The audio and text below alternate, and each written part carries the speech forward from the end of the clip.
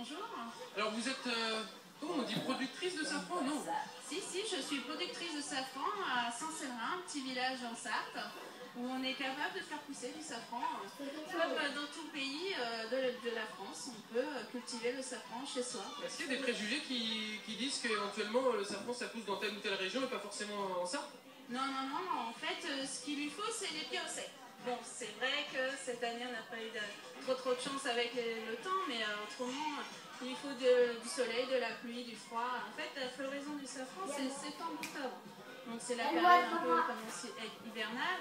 Donc non, on a des fleurs et on en a plein. Vous produisez quoi comme type de produit à base de safran? Alors nous, notre point fort, c'est la gelée de safran, qui a fort goût de safran, forcément. Donc c'est de l'eau, du sucre, et en fait on fait le safran qui est infusé dedans, et on a vraiment le goût du safran, et on peut l'utiliser comme une confiture. Les enfants peuvent le manger tout seuls, comme sur du pain, de la brioche, donc c'est très agréable. Il y a une particularité au safran? Alors c'est bien fait, du safran, c'est très bon pour la mémoire. En fait, on l'utilise beaucoup en médecine et souvent on nous dit que ça nous rapporte un goût médicinal, mais en fait on l'utilisait beaucoup sans le savoir.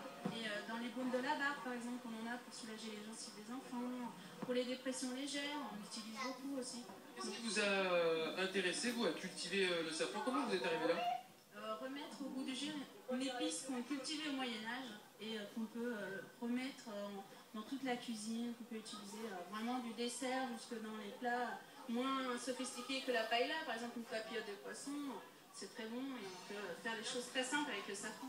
Alors, j'entendais quand on passait avant qu'on vienne vous voir qu'en plus vous le cultivez d'une manière raisonnée. Qu'est-ce que ça veut dire exactement?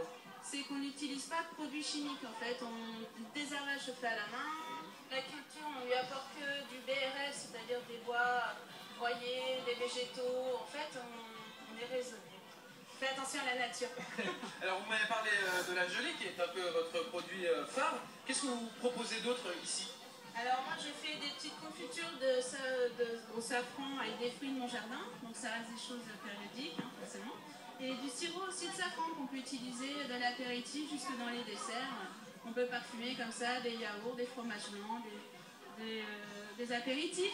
Un petit cuir safrané avec un vin blanc sec, très frais, c'est très sympa. On peut venir visiter votre exploitation de safran? Alors oui, vous pouvez venir de septembre à octobre, c'est là où la floraison est là, donc c'est intéressant à voir.